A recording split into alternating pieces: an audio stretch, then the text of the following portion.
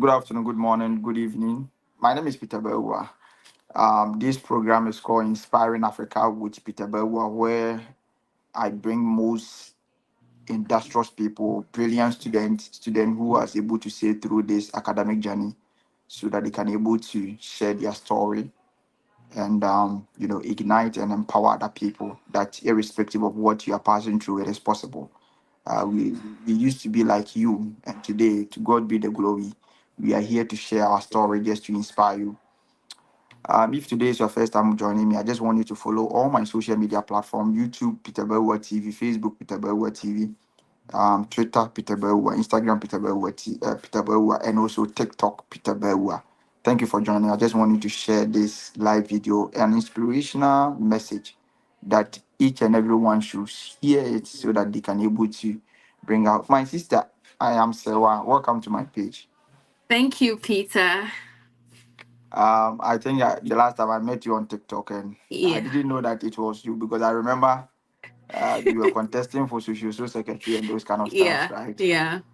Today you are my live video where you are going to share your story, how you're able to secure full scholarship into the United States, and when you went there, what were the processes? Whilst you're in Ghana, what was the preparation that you were doing? A lot of people are watching you, and I just want you to share your story, and also we will delve into academics where we talk about scholarship applications and how you're able to secure the email that you have been sending, how you're able to pass through all this journey. And this is the reason why you are on my live today. Well, first and foremost, I want to say thank you very much for this great opportunity. I am hoping that by the end of this whole session, we will have learned a lot, and this journey would be a lot easier for some people who are trying to embark on the journey as well. Of course. And I think her YouTube page, what is the name of your YouTube page? I don't have a YouTube page So yet. you need to create a YouTube because Yeah. the content you have been sharing on TikTok is valuable for people. So you can follow her on TikTok. I am Sewa. She share Yeah. content on all school applications, and he's from KNUST. I think I graduated and he also graduated following Yeah. me. Okay, my sister, where do you come from in Ghana? So I know that typically when you ask any Ghanaian where they come from, okay, maybe I'm Kasana say where I Oh came yeah. So from. where did you started? Where did you start your academic journey? Let me say that. Okay, so my whole life I have actually lived in Kumasi, Santase, Odenho Kwadaso to be precise. Mhm. I had my basic education from class 4 to JHS 3 at Maria Montessori School, Ewo, Odenho Kwadaso. And from there, I had my senior high school education at Kumasi Senior High Technical School, and I Mm. completed in 2017. Then I went to KNUST in 2018. So the Oh, okay. amazing thing about my journey was that after I had gone to Maria Montessori school, I wanted to go to St. Louis, right? Mm. Because and after the VC, I had a grade 9. So I was like, oh, I'm going to get to You St. have Louis. 9. Yes, at grade 9. My first choice was St. Louis. My second was Kumasi Wesley Girls, Kumasi Girls. And then KSTS, and I chose it because I'm like, oh, there's no other school to put there. Since it's at Patasi, let me just choose it. I got at grade 9 thinking I was going to get St. Louis. My results came, the placements came, and I was placed in KSTS. I cried because initially I felt I didn't deserve to be there, but I believe that Because you have everything, 9. A grade 9 is yes, one of the top, if you got 9 grade, they are not, that means you're a yes. brilliant student. So And the amazing thing was all the people that I chose St. Louis with, the highest was like got like 13, but they went to St. Louis. So I'm like, what is it? And where I'm coming from, I don't come from a rich family. My mm, parents were struggling to be able to take care of us. So there was no way I would have gotten like a protocol into St. Louis. So my mom was just told me that God knows best.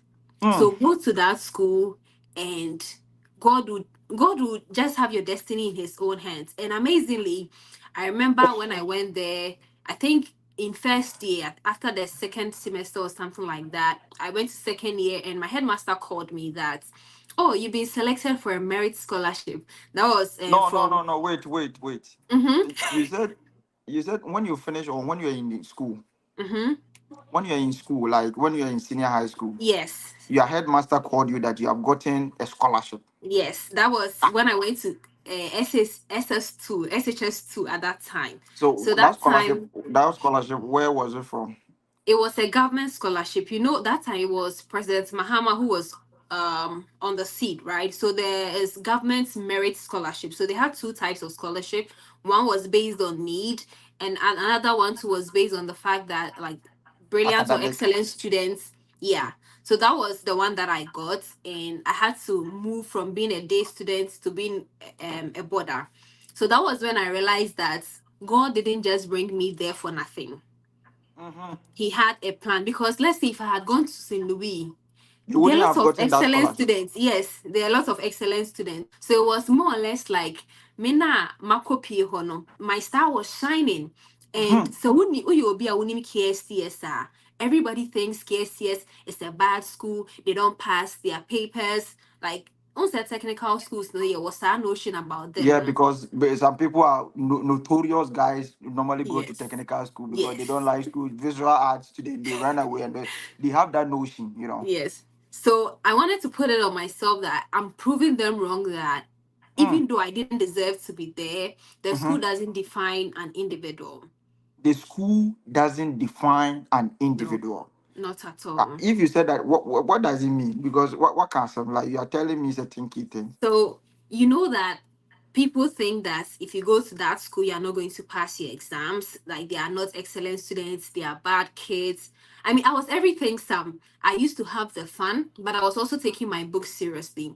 Hmm. And most of the time, I feel like students blame teachers that they don't teach well. But I wanted to prove that these same teachers are able to teach other people to make it into the big universities. And my plan was I didn't want to finish school and not go to university. That is also an interesting story that will come up during this interview. Okay. So I made sure that I took my books serious, I studied So hard. when you went there, in fact, you are from a poor but you don't, you know, your family is, there's nothing. No, You no, had a grade 9. Instead of you to yes, choose first class student, they send you to KSTS. And yes, that school also have a notion that people don't pass. And to yes, God be the glory, when you reach level form 2, you had a scholarship, a government yes, scholarship. So you yes, became, at first you were a day student, so the scholarship made you to become a boarder. yes. I see. Most people will not go to school because their parents didn't send them to boarding school. There are certain Mm-mm. people who have missed a lot of opportunities. So if you're Yeah, watching me right now, I am interviewing Sewa, who happened to be at in US, yeah, United States of America, and he graduated from KNUST. In fact, we are all alumni there. That's support. yeah, Yes, I'm not about them, and we are also yeah. contesting for leadership. So that is, he's sharing our story. Please, if you're watching on YouTube, share this live video. If you're watching us on TikTok, Facebook Live, and also Twitter, if you're watching us, I just want you to share this live video. Let it inspire other ladies, those people who are already in school, and then we try to delve into it. Thank you very much. Okay, so continue. Level 200. Mhm. So after I got that scholarship, I mean, I was in school, and finally we went to final year for our WASI. I wanted to put in my best because I wanted to go to the university. And as I mentioned earlier, I am coming from a poor background. So my two brothers after SHS, they didn't go to uni. And my mom was like, if me demo ko SSV, they are canon, at least maybe you work and you further your education. So No, when that place is also key. You said your mom told you what? Your mom my said mom what? told the three of us, I have two siblings, so they are older than me. Omu wie baako wie SS 2014, another one did in 2013. So my mom was like, once I'm able to take you to the SHS, after that, She can't she take you can't. to university. No, no, That's what your because mom told you. she's tired. Yeah, and she's the only one taking care of the three of us. And mmienu no nso so went to SS like a year after the other. Into the Mhm. pressure on her or kwaji loan amount for So those things. your mom used to go for loan to pay your Yeah, school fee, and people are after her, running for my away, brothers. snipiaba, and those kind of Yeah, loans. yeah, And so your mom told you that after school she can't take you to university. no. So the moment you finish university, that means SS this this is a find work. this is a revelation too. certain ladies. Because if you are being in this situation, you'll be sleeping with men for money and those kind of somebody go away 8. He has Oh given yeah. birth to 8 children. Because resiliency and determination and you becoming who you are is very key. So my sister, continue. Hey, you are not coming again, oh. Please rejoin again. Let me take you because you are this. I think he got a call. This is a beautiful story that we are sharing. In fact, I want you to share this live video. Let it inspire other people so that you can able to. Yes, sir. Oh, sorry. I just want you to share this live video. Let it inspire other people that irrespective of the situation you are finding yourself, it is possible that you can able to achieve your dreams. Like a lady, fine lady like this, your mom is telling you that after school, you are not going back. He can't take you to university. But this girl is one of the brilliant girls I have ever met. I'm so Okay. sorry. I somebody No, called no, me. no, no, don't worry, don't worry. So continue. Uh-huh. So my mom said that we won't be going to uni, right? But I knew that I wanted to go, and me no, I'm Hey, you are mute. Oh. I can't hear you. Oh, is it getting? Who is calling this lady? Sorry. Why is it that? Is it somebody trying to disturb us? Oh God. So that is it. So this is a brilliant lady I am interviewing from United States of America, USA, and she's on scholarship. You just want to share her story so that it can able to inspire a lot of people as well.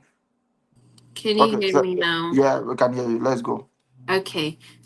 Please, at any point, if you can't hear me, let me know. Yeah, of course, of course. So my mom said she's tired and she doesn't think she'll be able to further our education. So my brothers completed in 2013, 2014. None of them went. And one thing that I knew was that I wanted to go to school. I knew I wanted to work in the corporate world. And I knew that me ahoɔden a mede bɛsoa adeɛ. So I wanted my school to be like the most important thing to me. So I think my mom too realized that. So when I completed school, I completed in 2017. I stayed at home for 1 year. I told my mom that I wanted to be a journalist. So I want to go to GIJ. And Mm-hmm. my mom has always been like, say, you won't leave Kumasi. So one day I was sitting there and I knew me my myself I mean school biom, so maybe a school and one not knowing that my brothers and my mom had a conversation say they are sacrificing their university education no more back on because at a point my mom said that any saying in a area dear any No, a lot of back. people are watching us. In fact, this my page is international platform. Speak English, oh. Okay, Don't so let the my mom Nigerians come and beat me. my mom was like, at any point in time, even if all of us have now finished school, then the elder one should go. When he completes, then the next one will go. After that, then I'll come. So I was looking out about like 8 or 12 years later, then I will go to university. Not knowing that my brothers have sat down with my mom, that they are men, they can fight their way through. So they are sacrificing their university education and going to find jobs and supporting my mom to take me to university. Mm, And this is one reason that I also want to do so well in life to make sure that the people who made sacrifices for my life will be proud of me, right? So one day I was there, my mom called me and she's like, so I know that you said you want to go to school. We've spoken about it. Your brothers said this. And my mom suggested that I go to, there's this school called Christian Service University College. And it's like a stone throw away from my house. And I told my mm-hmm, mom, no, if that school, I was of the notion that if I don't go to a government school, a public university, it feels like I didn't pass my exams. I know I will make it to tech, so I want to go to tech. mm-hmm, And my mom was like, hey, you this girl. And looking at the school fees for the private university and looking at KNUST, we pay yearly. So it was a better option. And I mm, could go from home. So my mom said, okay. And I applied to KNUST. At that time, I knew my mom didn't have the money, so I was trying to also get scholarship. I applied for MasterCard. I didn't get in, but admission came and I got into KNUSC. That one too, I chose political science, I chose English, I chose culture and tourism, and I chose French. And culture and tourism was my third choice, and that was what was given to me. I was contemplating what can I do with this degree. Yeah, tourism and what? Yeah, which tourist attraction in Ghana that you are going to manage, Eh? or I was where are you taking thinking, the tourism to? Even Kakum National Park, they are selling the I was pass. thinking, I was thinking, I'm like, I want to be a journalist. What am I going to use culture and tourism for? And the funny thing was, for culture and tourism, first year we were even dancing. Like we go to class and we dance. You the culture, the tourism and you, when you go to class, you'll be dancing Kete We Adwa and dance Kete Adowa Palogo, for Palogo. Max. And it was even funny telling somebody that you are pursuing a degree in culture and tourism. So at a point, after first year, we are done with the culture. So it becomes more or less like tourism, right?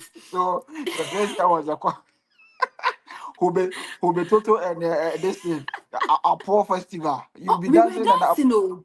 And for our final exam, I tell you, we did a whole event and danced for Max. That is what hi. culture and tourism does. We dance. What team it is? We dance. That's good.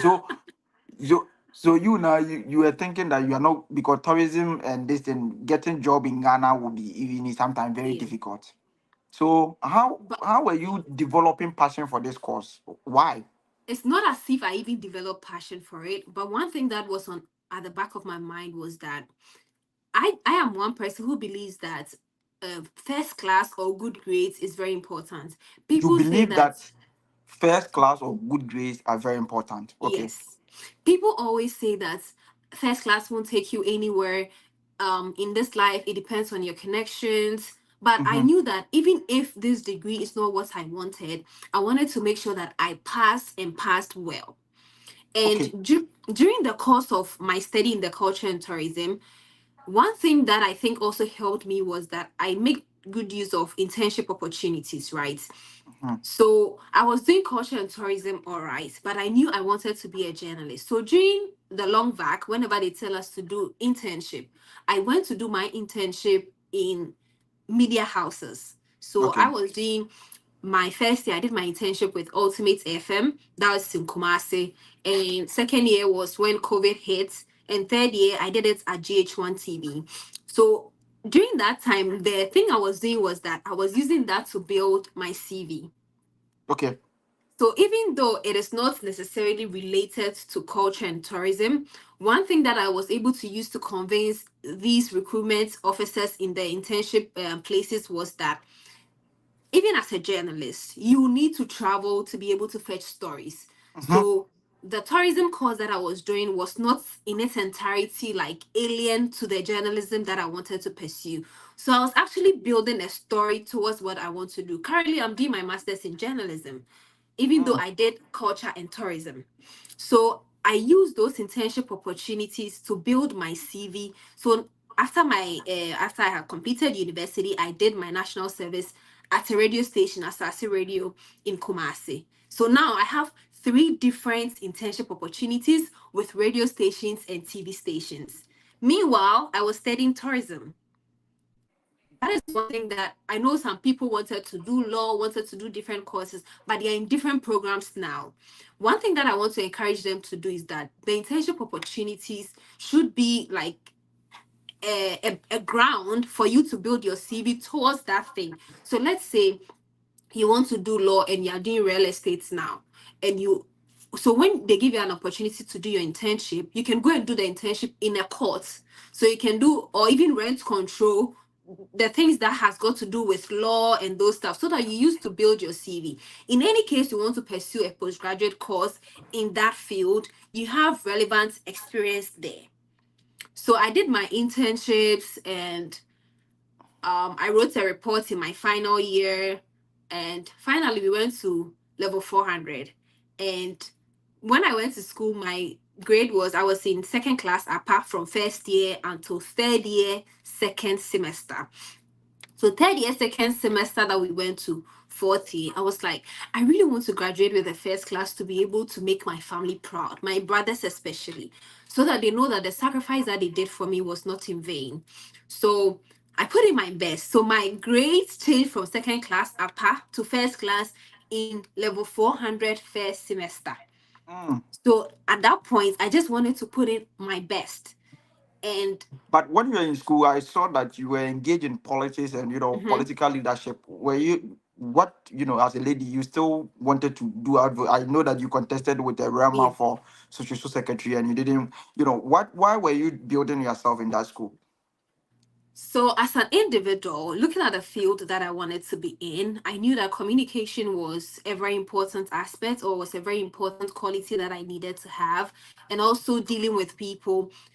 Myself as an individual, one weakness that I have is approaching new people, talking to, because at a point, I would say that I have some certain kind of attitude that I feel like I needed to kill it.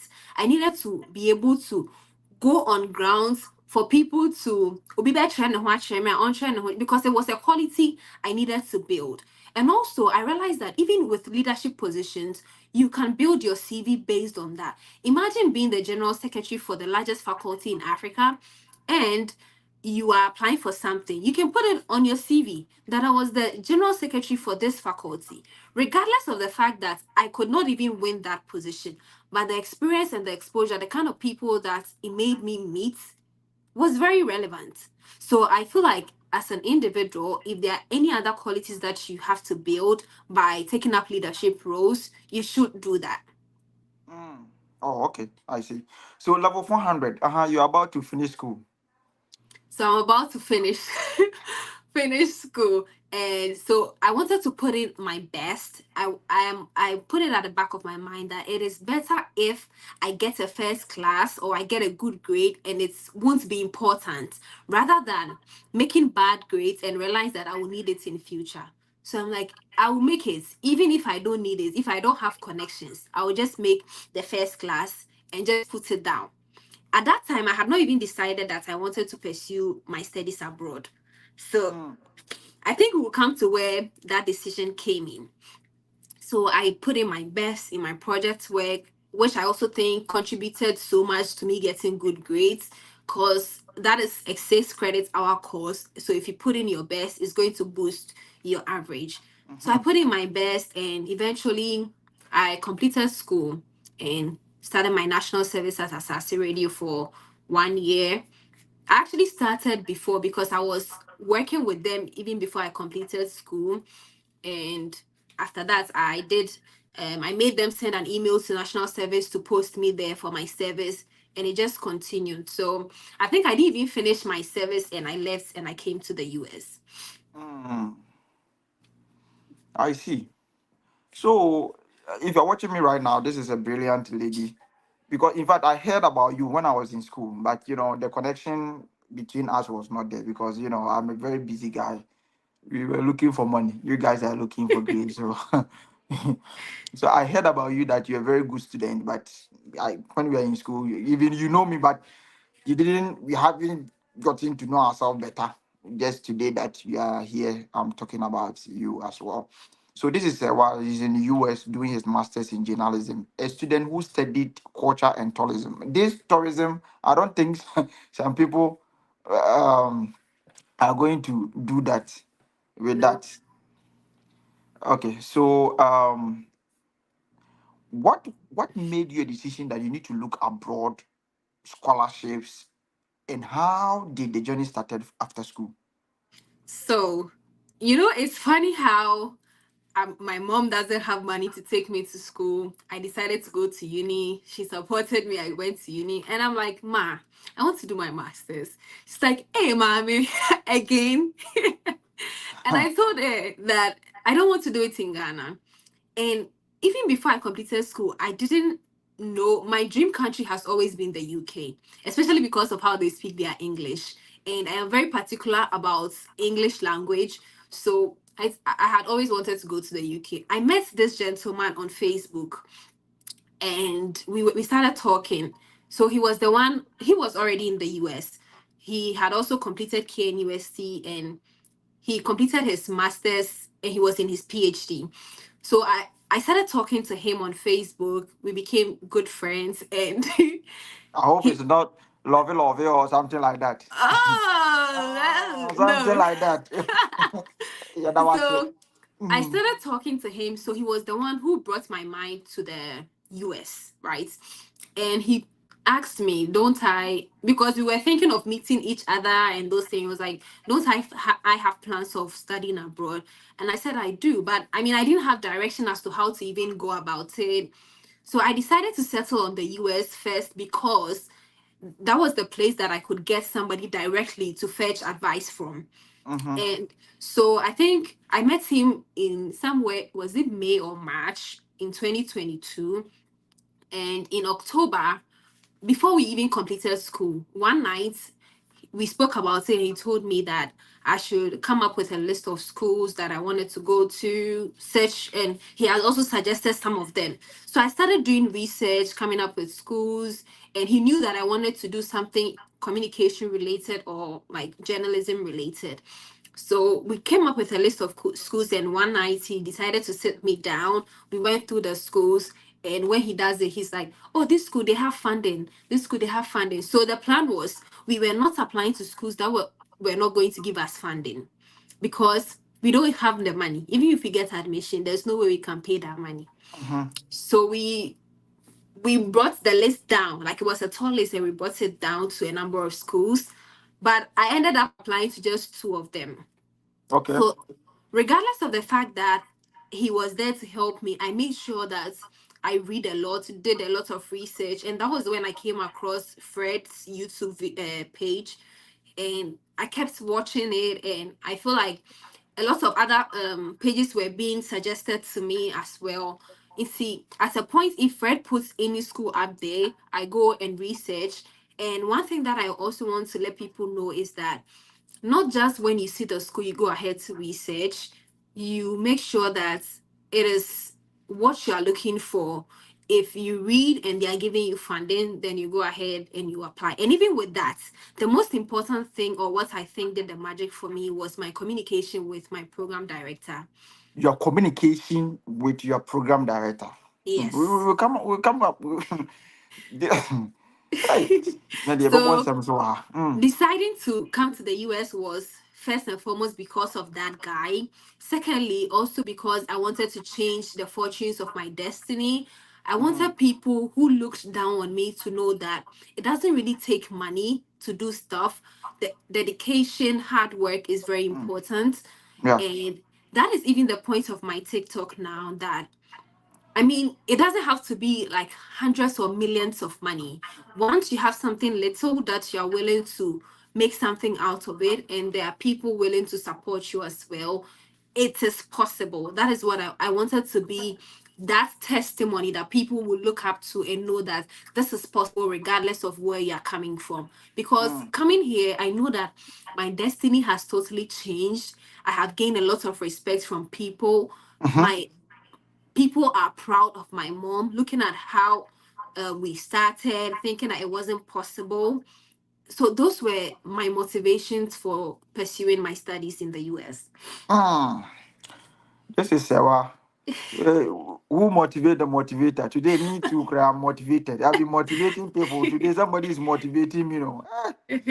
Waiting with this, it no be easy. Oh. So, my sister, the school application, and so how were you communicating with the program director? Somebody is watching us. He's also looking for funding, scholarship abroad, US, and those kind of stuff. Before we delve into how you got the application, how was the communication? Were you testing, emailing your professor? How are you? I want to see your face or something like that. I don't know the kind of communication that you are building. Yes, so sorry, it's getting chilled in here. The first thing the first thing that I did when I decided to apply to any school is that I find out if they have the program that I want to offer, and Mm-hmm. then I go to that website. So let's take my current school, for instance. I'm in West Virginia University. So I went to West Virginia University's website. I type in journalism because I was looking for journalism or communication. So I type in journalism and they'll give me the department website. So I go to the website, I look for, there's a part that would give you like faculty or staff, Yeah. or even if you scroll down, or maybe on the top, any part of it, Yeah. just look for somebody called program director, program coordinator, program chair, or graduate coordinator, any of that. And I reach out to the person, send them an email, tell them that this is my name. I'm interested in, I'm an international student from this country. I had this grade. I am interested in pursuing my master's in this program. And one thing that I also want to encourage us to do is that let us do our research and make sure that the questions that we are going to ask these people are not questions that they've already answered. Because if it's questions that have been already answered on the website, it will pass off like we are not serious, we are just trying to. But let's say you go, for instance, my name is Paulina Sewaje, if you're an international student from Ghana, who had my bachelor's degree in culture and tourism and graduated with first class honors. I'm interested in pursuing my master's in journalism. I have gone through the website. I realized that these are the things that are required of me. However, maybe I have attached my transcripts for your perusal. Are there any additional information that you think will be helpful? Or one way I was also going was that I see that on the website they say that if you apply, you are automatically considered for funding. But I wanted to know, do I have to do a different application for funding, or when I apply, that's just it? So those are, I wanted to set like a communication ground.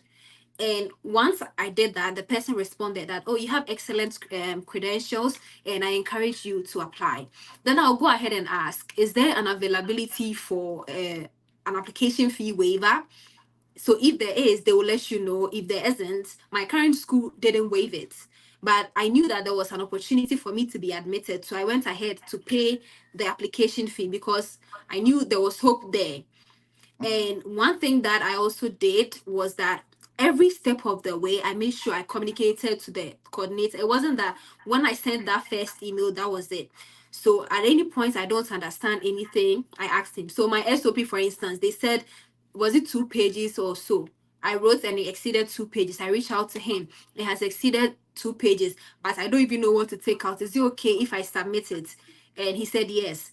And GRE, there was a part that said GRE could be waived if you have some years of experience. And that was when my internship experience came in. So I didn't have to write the GRE test. And I asked him, he said, yes, it will be waived for you. I asked him, I'm from Ghana. Is it possible that I won't write English proficiency test? All those things. I kept asking him. It got to a point that this man was sending me emails like we were sending text messages.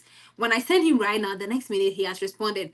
He started telling me about his cat, his birthday. So it was more or less Oh, like we had created we had created that that my relationship. sister, if some of the ladies are like you tell the professor that please I love you. So I mean Okay. that's the most important thing, which I think people don't do. Some just go ahead and then they apply, which is very problematic. I think that if you take them Me through say, every step of so the way. wait. So we be in this opportunity. He would tell the white man, please, I love you. In fact, I really when I Marry come to me. Canada, I will come and marry. Hey, what you for? This is an old man. Oh. What do I buy the day? You go to food now. That's fine. Okay. So the communication becomes so strong, and you were building strategic relationship. You know how to Yes. communicate the time, the respect. Some people just sending me, "Bro, how have you sleep and how was your night?" And you try to build certain Yeah. thing relating. And when the vibe is there, he will release certain things Information to for you. information to you. Okay, so you applied the school, and when did the admission came? When did the So admission I come? Sorry. think I did the late admission, but I had hope. I mean a part of me just wanted, and because the man was responding to my emails. And in this journey, I also realized that admission decisions were decentralized and made by the department. So I needed to convince the department chair because he's that boss who in that department. No. So you have already convinced the graduate coordinator. Now the next target is the department head. This is a brilliant strategy. In fact, this guy So is opening my mind though. I had So actually reached. if you're able to get these two people, they are the strong advocacy mouth in the department. Mm. Yes. So, and I also realized that my graduate coordinator had so much influence, and they were the ones going to make the decision. And at a point in the emails he was sending me, he said that, Paulina, there's no doubt you'll be admitted into the program. So I knew that I was going to be admitted. And one other thing before I even forget is that there's a part in every application process that they say any additional documents that you think will be helpful, right? I sent my videos of myself reading the news because I wanted to do journalism. So I asked him, is it okay that I send videos of myself reading, like all those things that I think? And he said yes.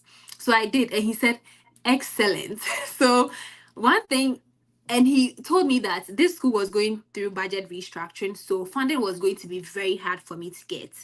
But this man was so nice to me that I said I still want to apply to this school, and I went ahead to do it. So I think I submitted my application somewhere. It's either in January or March.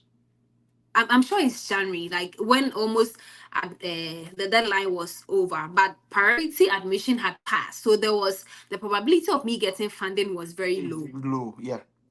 And of all the more than 10 schools that my friend and I had listed that I wanted to apply to, I ended up applying to just two, which is my current school at New Mexico State University. So whatever I did for West Virginia University, I did for New Mexico State University. So in April, I got, even before they gave me admission decision, this graduate coordinator sent me an email and said, Paulina, you have gained admission into the program, so I expect to receive official admission from the school. So I knew I had gotten admission even before the school sent me an email. So Mm. in April, I got the admission. And funny enough, it didn't come with funding. Right. Yes. School now, I had put all my hopes in it. It didn't come with funding. And now the thing was for me to now search for funding. New Mexico also came and I got admission. I didn't get funding. Mm. So my plan was I'm not going to any school without funding. I did bank statement. Why am I even going to get that bank statement? And Hey. it was tough. It was very tough, but I knew I didn't want to give up. Hey, now the way you say it is very tough, tough. Hey, now you guys there, how do you learn the English? Ah, me, Peter, I've been here. So now the English don't change you. The way I speak the English for Ghana inside, it be the same English way I speak for and a tough, tough. We call it tough. Eh? Oh, Sister. oh goodness. And a tough, tough. Matia, I'm over. You say, no, what an American army. Okay, so I'm listening. Mm. So even after I got it and I didn't get funding, I had to look for other options as to how I can get funding. So that was when I came across Fred's video. Fred had made a video about if you get admission without funding, other means that you can use to get funding. So Yeah. I watched that video, and after that, I sent. Fred mentioned that you can send like the graduate student office, international student office, because those places they have students working there, and most of them are graduate assistants.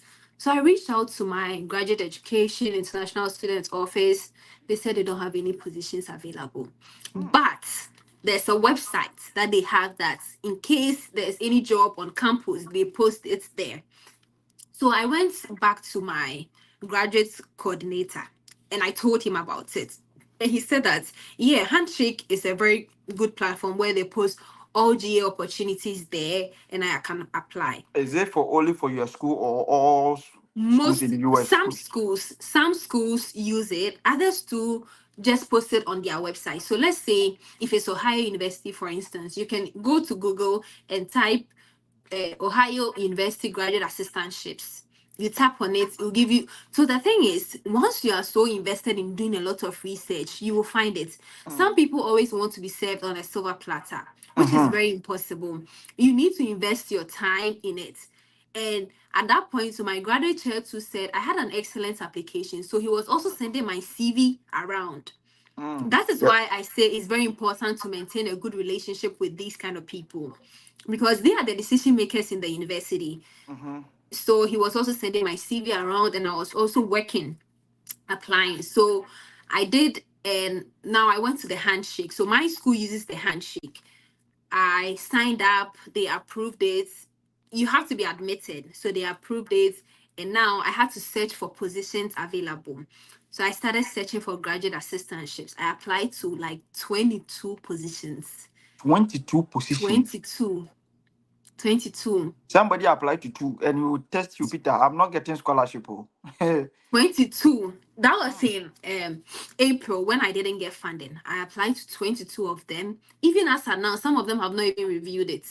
I got I got some people reaching out to me telling me that they are accepting only students from their departments. So with this handshake or this external funding opportunities, you get to work in another department, which is not your department. Because ideally, GA positions are supposed to come from your department. So Yeah. let's say even for the halls, if you are working in the halls, then you are qualified for a tuition waiver, but it is not coming from your department. So you are a graduate service assistant or administrative assistant. So you can either work in the dean's office, the registrar's office, anywhere at all, or even another academic department if your portfolio fits that position. So some of them reached out to me and said, oh no, we are not taking people from other departments. Other people to say, oh, we have reviewed the application, but we are moving forward with other candidates. My heart kept breaking. And there was one too that reached out to me that I can start work as soon as possible, but I was not even in the US. I hadn't even gotten my I-20. So I just didn't reach out back to them because I didn't know what to do. And in April, or was it in May, one of them sent me an email. I just couldn't believe it that they saw my application, and if there's a convenient time, they want to schedule an interview with me. So I Mm. had to now, even with that, they have to interview because there are a lot of other candidates who have also applied to the same So it is thing. not like you are going to get. You are going to get it. No. So I scheduled an interview with them, and that's my current office. It's called the Division of Diversity, Equity, and Inclusion, right? Mm-hmm. So that is also when my experience came in. So you remember at the beginning of this session, we mentioned that I applied, I had gone for a leadership position and I didn't get it. Mm-hmm. My friend at that time won the women's commissioner.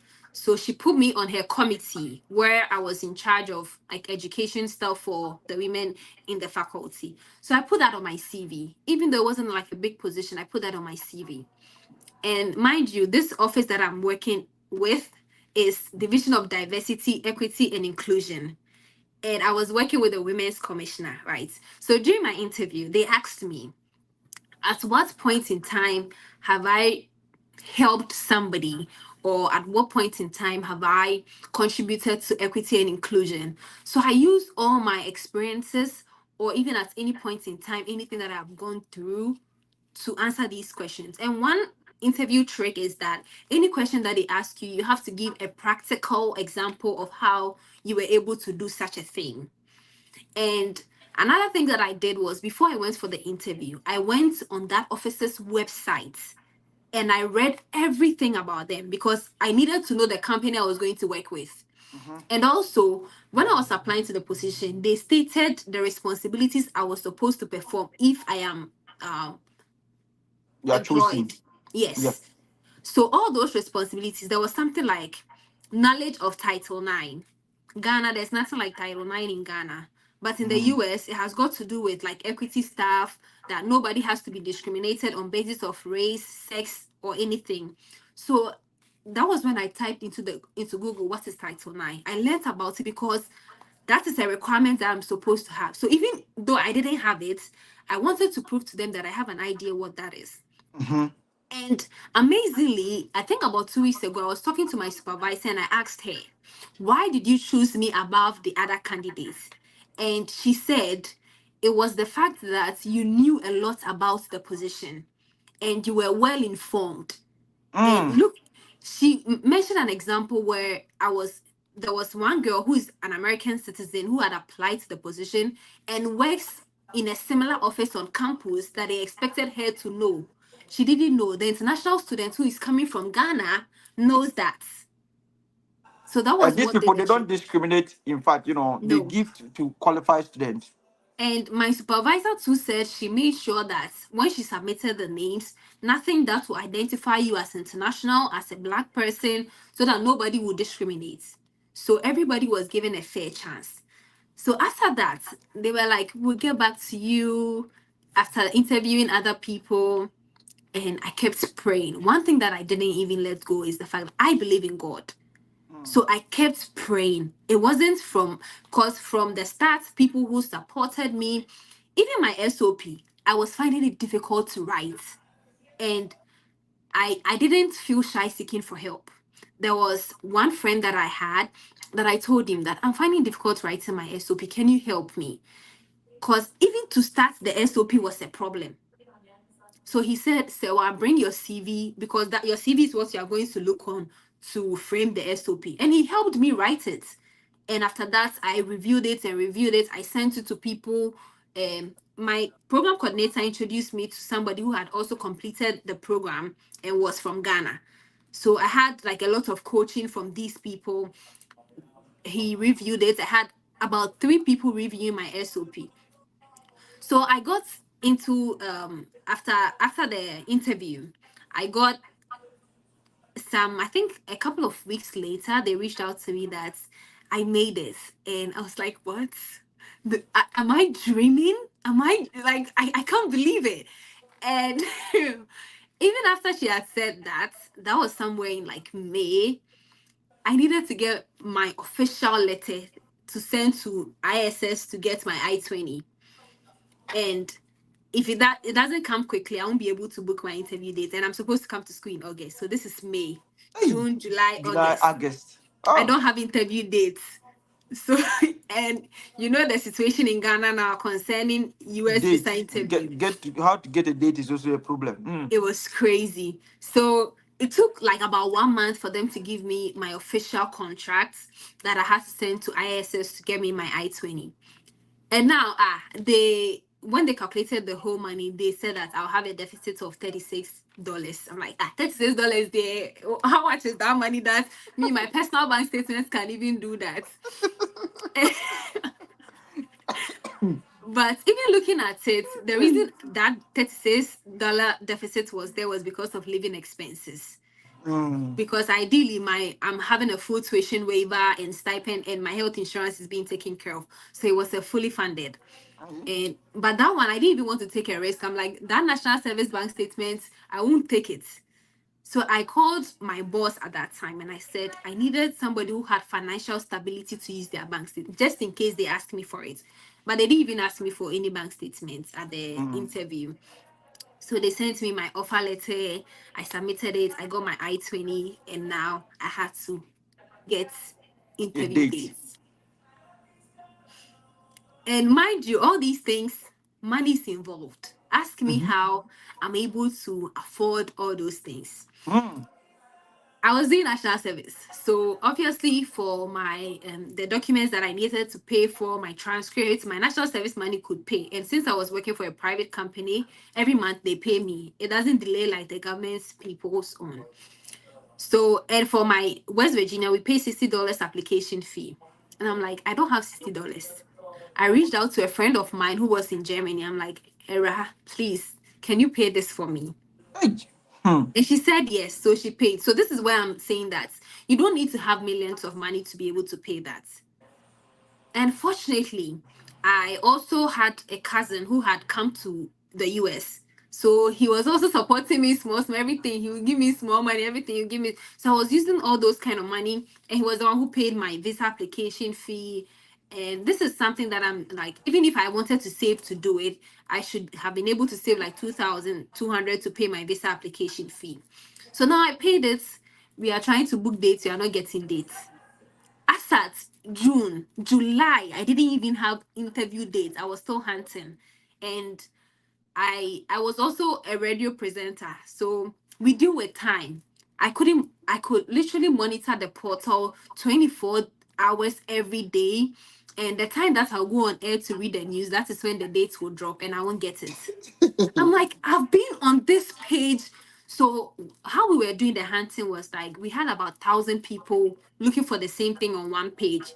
And there's a limited time for everyone to access the The portal. portal. So we'll draw a timetable every 1 minute, somebody will go and check. So if you go and you check and there are dates, you book yours and come and tell the group that there is dates. I remember one time I was in the bathroom and I had put my phone at the window scrolling to, so when I bath small, then I'll scroll small to check if dates have dropped.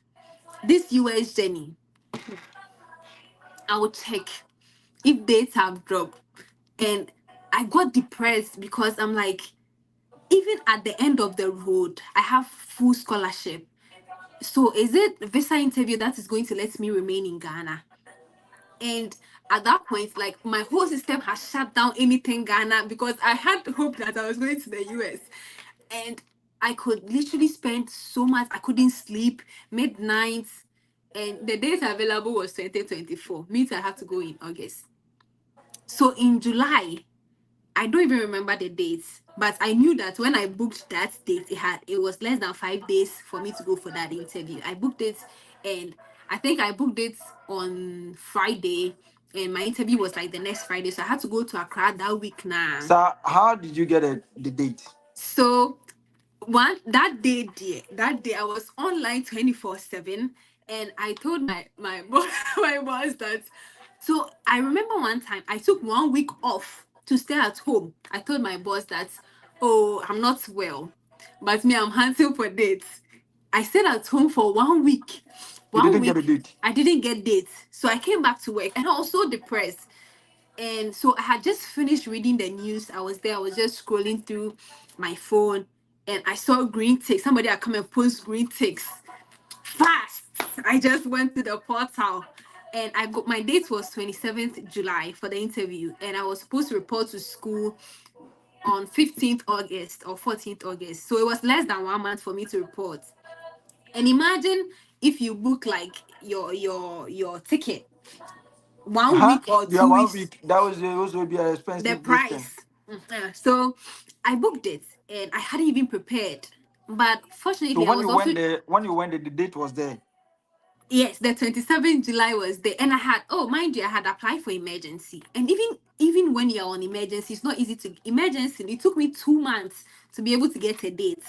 So even though I had been approved for emergency, but one thing was that I did the first application for emergency, and that was about 3 to 5 working days or so, and the emergency will expire. So somebody also came up with a new idea that you can send an email to the consular. So I sent an email and they extended my emergency for 1 month. So within that time is when I got that 27th July and I went for my interview in Accra. Hmm. So, hey, God. I see. So the day that you were going for the interview, you reached the American embassy. How was it? As a girl from, you don't even I believe, didn't sleep. you Me, I have didn't to. sleep. Oh, I didn't sleep. When I got the date and I went home, so my brother started calling me Hunter. And I told my brother today the hunter has caught a bushmeat. I've gotten the date. And they were so happy. That's one thing that keeps me going. The fact that my family is so happy and proud of me. So I went to Accra like a day before the interview to stay with a friend so that I can go for the interview. Me, the embassy had not been there before, so I didn't know how to even. I didn't sleep. I joined. There was another You don't page. even know where the American embassy is. I don't Hmm. know. So I didn't. I wasn't sure as to how I was even going to get there. But I didn't sleep the whole night. I joined. There was this mock session. There's a group that I joined that they do mock sessions. I joined, and that there's one dawn one that Fred's page also does. Like it's dawn, I think 4 a.m. or so. I joined that one. So I didn't sleep. And one thing that was also keeping me going is that people were saying, oh, you're very eloquent. We love your response. But I knew that when I get there and pressure comes, I will forget whatever I have memorized. Mhm. So I knew my story. People were encouraging me that I had funding, so it shouldn't be a problem. But I was still scared because I've heard stories of people with full funding still being denied at the embassy. Mm. So I packed my documents. I made sure that I didn't want to forget any documents. I even added my VC certificates. I added my birth cert. I added my Ghana card, that form that we filled. I had everything. Everything, even the properties of your family, you are going for the My interview. family doesn't even have property. So me, I made sure I didn't want to forget anything. And I put it in my clear bag. So that morning, I left my phone at home. I booked an Uber because I knew that I couldn't get there. So I just booked an Uber, which would take me straight there. I got there around like, was it like 6 or 5 something? My interview was around 9 thereabouts. So we got there. I was panicking, but I didn't talk. I made sure, when you get there, some people are trying to get responses. Other people Yeah, too are saying yeah, like they yeah. know what's there, but me, I didn't talk. The only thing I was doing was praying. I had prayed to God that God, I know that the Holy Spirit is real. Let the Holy Spirit take over this VO who is coming to interview me. Let them Hey, not be of their self. And my mom too called me that morning and prayed for me. This prayer, she said it in Chi. She said, "Ohene akoma da Nyankopon nsam. Ono mm-hmm. na odane dane no." So those were the prayer and the words that kept me going. That this is not me. It is God that is doing it.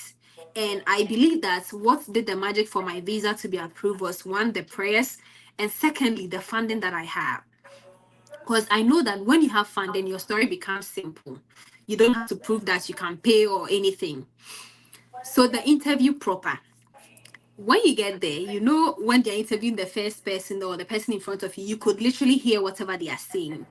So all the people being bounced, I was hearing them and I was panicking. So there's People, so this in front of you, people were they are bouncing people. bounce, No, bounce, bounce. bounce, bounce, bounce. There was this guy in front of me who was bounced and he was literally begging. So it made me panic. He was begging the visa officer View. to give him. Yes. Why the guy want to run away from Ghana? But it's heartbreaking to see that, right? And I knew that I didn't want to go to this woman who has just bounced somebody. Unfortunately, that's the woman that I got. The security man is like, "Go here." Peter, let me tell you, if this woman had asked me any question, I would have been denied. Because right when I stood there, my mind went blank. All the baba that I had chopped, all the responses that I planned on giving, my mind just went blank. And fortunately, when she said, "Pass me your I-20 and your passport," I passed it. And when she looked on it, she said, "Oh, wow, you have great funding." And this woman didn't ask me your study plans, why the you, nothing. All the questions that I was being asked was, I had to answer yes, no, yes, no. And I was even scared because I had heard that people say if you give short Short, responses, they will reject you. they'll reject you. And me, I wasn't ready to be rejected. But these questions that she's asking me, I have to say, the first thing was, have you traveled to the US before? I said no. No. Are you And you traveling can alone? explain it. You can That explain one, it how that you gonna explain? explain it. Because won't go order. You Me, go carry us. that. Unkwana Oko, are you traveling alone? I Yes. said yes. Have you changed your name in the past few months? I said no. And then she said, "Pass me your scholarship letter," and I passed it to her. "Oh, you are going to West Virginia University?" I said yes. So the only statement I mentioned was for my master's in journalism. That's all. Even when she said she has approved my visa, something was going through my mind. Like, did I hear right? Am I dreaming? I just didn't know what to do. So he said your visa have been approved. Yes, Peter, I couldn't believe it. So even when I stepped out, it felt like everybody there would think I was denied because it was so surreal. I didn't know whether I was dreaming. I'm like, did I just get my visa approved? Am I going to the US? Like, my mother who sells kinky by the roadside, is her daughter going to Uma the me ton US? dokono. That's some kurania. That woman who is her daughter really going to the US? Like that woman that people told her that you can't take your children to senior high school. Her children have gone to senior high school. Her last born has gone to uni and is now moving from Ghana to the US for her masters. That's unbelievable. I was shocked. And I knew that it was God. At that point, I became so serious. I'm like, God, I know I'm a sinner, but please don't let me down. Yes, sir. What's it?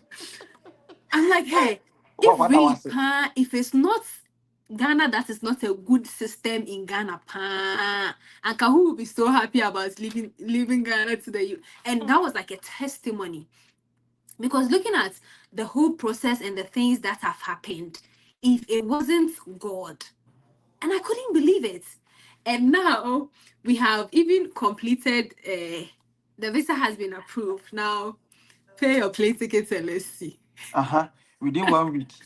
Within 1 week, buy yourself. And do you know what? I had told my auntie that, oh auntie, I'll be going to the US, so please buy stuff for me. So she has started telling my brothers, and like they had contributed money to buy the things I would need to travel, but plane ticket there that we hadn't even thought of it. So it's left with 1 week for me to leave. Then she asked me, what about the plane ticket? And meanwhile, I had this man that was sponsoring me little by little. Sometimes he gives me money. So, and that man too was in the US. So I'm like, oh, maybe this man will pay for me. So I wanted to like put my hopes in him. He disappointed me because at that time the tickets were around like $3,000, $2,500, and who would want to give you such money? And so now the problem was to find money for the plane ticket. So we had to go for a loan. And I knew that I could be able to, once I get to the US, it shouldn't be easy, like difficult for me to be able to pay back. So I You told, went for loan for your plane ticket to the yeah, United States. yeah. But the loan, fortunately, it was from like somebody that we knew. But the thing Hey. was that we wanted to pay for it. So my plan was when I take the stipend every month, I'll send this, every month I'll send this. And it would be like a little bit easier. And my brothers too, my auntie actually divided it for my brothers to pay, but I knew that this is what I wanted to also do for them. I also want to pay that. Mm-hmm. So the man, I sat down with the man and we went through, we were getting $3,000, 2,500. We kept checking and checking and checking. And fortunately, we came across one package, and I didn't have to do any transit through any country. I got a straight flight to the US on United Airlines. Straight And from Ghana to US. yes, 14 hours, no transit anywhere. Nowhere. Free No. from Ghana. Bam. No, to Wow. Washington Dallas Airport on 15th August, and I got it for $1,890. I mean, that was Mm. the best price I could get at that time. Looking at SIP, I booked it 1 week before the flight. Yeah. So it was a good price. And so on 14th August, I went to KIA and I flew 11:30. So around 2 something, 15th August, I was in the US. Got to port of entry. Port of entry didn't stress me. I know I've heard stories about people having second interviews at the port of entry. There are things being searched, there are items being trashed. Nobody opened my bags, no questions asked, just my I-20, and they filled my, what is it called? The I-90 form. I went through it. I took my second flight because I was going to a different state. From there to Pittsburgh, I was picked up. Even when I landed in the US, I couldn't believe it. I'm like, am I in the US? And I came during summertime, so it was so hot, so I Hot. couldn't feel it. I'm like, nah, US, That are they saying it's cold, cold, is crowd. cold. Look. No, now is But yeah, so wow. that has been my story, and I can say that it's just by the grace of God, just Mm. by the grace of God, and the fact that I worked hard as well. I didn't rely on anybody. I asked for help. I mean, I didn't have to do it alone. I asked when I needed help, and I followed those who know road.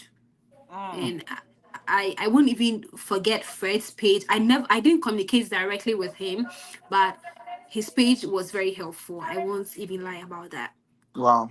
That's fine to recommend people. The Fred, God bless you for what you have able to.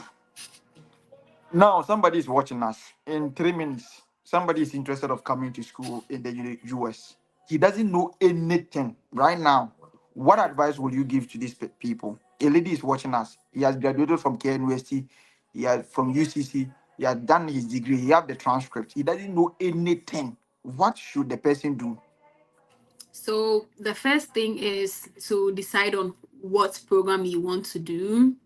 And I would say that don't put your hopes in just one program, have other options. So, for instance, I wanted to do something in communication. So, I was considering communication, linguistics, even political science, social work, anything arts based, right? So, you decide on the courses you want to do, and then you start looking out for schools. Searching for schools shouldn't be a difficult thing to do now with ChatGPT, with Google. You could literally just type into it and be like schools in the US that offer masters in social work, maybe with full funding. So if it gives you the list, the first thing you have to do is go through the school, find out if they give funding. If they don't give funding, don't apply. That is Leave what, it. leave it. Don't go and apply and come later they'll give you huge deficits and you come and tell Peter, can I get bank Yeah, statements? How can scholarship. what can Hmm. so don't apply to schools that won't give you funding, because and even if you take that huge deficit to the embassy and get bank statements, you take it to the embassy and they deny you, it's heartbreaking. Having that denial on your record is even like bad news. So consider, I mean, my situation is different. Looking at the school said they had funding and I didn't get funding, so that's a different situation. Mhm. But even with that, I have showed you another option where you can apply for funding from different departments. So, and please, let's not take that deficit. So, know the course you want to do, settle on the schools you want to apply to, gather your documents, and then you can kickstart it. Sending the emails is what I want you to focus more on. With regards to somebody sending email, do you think what time should the person send emails if he's willing to come to US? And when you went to US, how is it? How is the school education? How is it? How is life in the US for now for you? Okay, so with sending the emails, I think you should take into consideration the time difference. So maybe very early in US time, so let's say from 8 a.m. to 10 a.m., most professors have come into work, they are responding to emails. So 8 a.m. is like 9, 10, 11, 12. So from like 12 noon to around 4 p.m., you should be sending emails, and also make sure that you are aware that they are not on spring break, it's not a weekend, all those things. With my professor, he would have responded anytime, but make sure that you take into consideration people's time as well. Don't go and be sending emails like to them at 8 p.m. EST or 10 p.m. EST. The email will be like down there. And make sure that you have as much information in that email as possible. Don't leave them hanging with questions. If possible, attach your transcript for that. And while you're communicating with them, if you have any question, ask them. That is why they are there. And keep them every step of the way. With my program director, I reached out to him. Even when my visa was, I didn't get dates. I told him when I got my visa. I told him I was supposed to report to school on 14th. I came on 15th. I told him that I won't be able to. He said it's not a problem. So once they are aware of these things, they are the ones who approve the admissions. So if they are familiar with your name and they see your application, they're like, this student has been very like consistent with me. Active. Let me approve this person. So it imprints your name in their mind. Don't just go ahead and reach out to anybody. And I know that some schools also require that you reach out to an advisor Before you before, can apply. yes, and before you can even get funding. So you can use the same way. Just that in this case, you want to make sure that your research interest is tailored to this person's research interest. Add your CV to that one. And if you have any research experience, to let them know. And you would also want to read their portfolio before you reach out to them, know what they are working on. And then, even if that's not your research topic, you can say that's your research topic and connect it. And also, your second question was getting into the US, how it has been. Yeah. I mean, it hasn't been easy, but with now, I feel like it's getting better. One thing that I would say is like it gets very lonely here, and If you say lonely, how do you? Is it boyfriend, girlfriend, or all any of them, love it? You know, all of sometimes you them, feel like seeing you have, we any part. yeah, all of them. Like, Because I feel like even your sexual desires rise very high when you come to the US. Like and then it's my bread. It's different It's because different. when I People got don't here, know. Thank you for mentioning this for me. Oh God. I got here in summer and I'm like, oh, it's hot, so there's really no different. But nighttime, it got so cold. And when I was coming to, I didn't know the size of my bed, so I didn't bring bedspread. Even the one that my auntie put in my bag was very light. So I was feeling cold, like I was freezing. I had to go into my closet to go and sleep there, but still, I was feeling so cold. And looking at how God like has transitioned me over time. I've been able to buy certain stuff for myself. And I must say, the US is worth all the hype that it's getting. The system is working. Mhm. I always say that even if you are broke here, nobody will know that you are broke. Because you know the system also runs on a credit system and all that. So you just have to be very careful on how you maneuver your way through the system. But Mhm. everything is in place to make sure that you flourish. Me, that's Kenke Seller's daughter. I want to be able to buy an iPhone for myself. When I got here, I was able to buy myself like with cash, not nobody paid for me. I didn't do payments plan. I've been able to pay it when I get my stipend. And one I think thing that I think helps us is the fact that we are paid bi-weekly, not as compared to Ghana that you have to wait for the end of the month. So they know that every 2 weeks, if you are being paid every 2 weeks, is a positive something. So once you are getting broke, you know that next 2 weeks you get money again. So I've been able to pay off my flight ticket and I Wow. don't owe anybody. But there are lots of things that are stressful, but the system makes sure that you can also flourish in it. Rent is not easy, but I mean, they made sure that you're able to also pay rent every month instead of paying like 2 years in advance, as in Ghana. Ghana. Yeah. So it's But not. here you can also beg your landlord that I beg you in the name of Jesus this month I can't pay. So No, I remember about 2 months ago, I had to pay my electricity bill, and I think my card declined, so it didn't process. But on the app, it said that I had paid. So I called them to change the card, and they said, "Oh, you don't have any balance on your card, on your account, so it means that you've paid it." The next day, my apartment sent me with $50 penalty that I had defaulted on my payments. I'm like, this one you can't even, if it's Ghana, you can go and argue. This one you can't argue. I had to pay the $50 penalty because it felt like I didn't pay and they had to send to my apartment to clear that. And I couldn't talk because the that's system, the law. that's the law. So, but I think that everything, in as much as it's not easy, but one thing that I want to encourage people is that if there's an opportunity for you to go to school for free, why not take advantage of that opportunity instead of coming with funding? Because unlike Canada, US international students have restrictions on the hours they can We work. can work, yeah. So let's say you have like a $50,000 deficit and you're working 20 hours. You have to pay your rents and all that. And let's say minimum wage is like even let's say $15 crown per hour. How sure are you'll be able to get the $15 to pay? Even me that I'm on full funding, I am paying some academic fees and university fees, like let's say SRC dues or department dues, something like that. I pay $1,000 every semester, but I have spread it like over 3 months that I'm paying in installments. Even me that I have full funding, I have to pay that. So what if you are coming with $50,000 deficit and all that? So Mhm. I would encourage that it's very important we get funding. If you don't get funding, try again. Don't take that deficit to the embassy. Not to say that people are taking deficits and are not being approved. I've seen people go with loans, others go with their own bank Empower. statements. Yes, and I've been approved. But if you think you have a greater opportunity of getting it, and if you have the opportunity to write the GRE test, it also differentiates you from other applicants. For undergrads, I feel like they think they don't have a lot of opportunities, but undergrad, you can do the SAT. Or But they if you see. ask me, I would tell you that do complete your undergrad in Ghana because, like, there are lots of opportunities for postgraduates and make use of that. Don't put yourself through it if you are not getting scholarship for undergrad.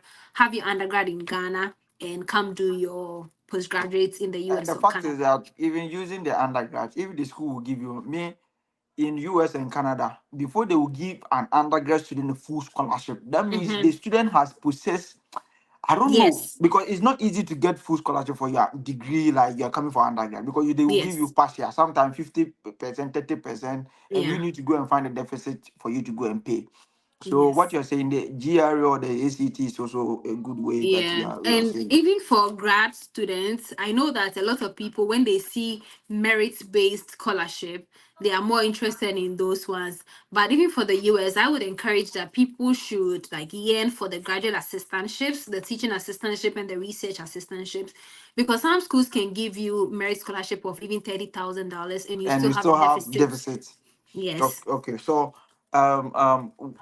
graduate teaching assistant. Some people are saying, how can I got graduate teaching assistant? What are you going to say? So, some schools, when you apply, you automatically considered for those positions, especially for the PhD positions and even sometimes masters. And so, once you apply, you're automatically considered for that if you qualify.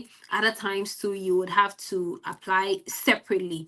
And let's say if you get a supervisor to work with, they may give you some entry level courses to also be teaching. So, it's dependent on your school or your department and how the application processes work.